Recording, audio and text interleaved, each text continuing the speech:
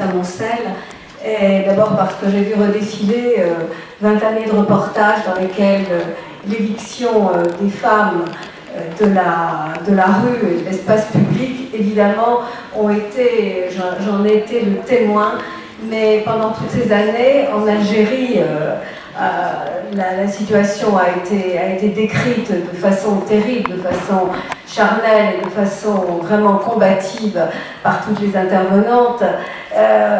Pendant toutes ces années, je le regardais non pas de l'extérieur, parce que finalement les combats de Marianne, puis auparavant de l'événement du jeudi, ont été aussi ceux des femmes algériennes qui étaient abandonnées à la solitude par la bien-pensance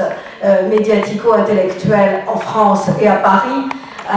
dans la dénégation totale qui a été soulignée, la dénégation de l'ignominie qui leur a été faite, et puis le qualificatif de modération donné aux assassins, mais aussi, plus tard, bien sûr, celui des Tunisiennes, dont on disait qu'elles se battaient en vain contre un islamisme relégitimé toujours par sa pseudo-modération. Mais bon, avant de laisser la parole à Nadia Benmissi et puis à Annie Sugier, et en excusant Nadia Redmana qui est retenue pour des motifs personnels,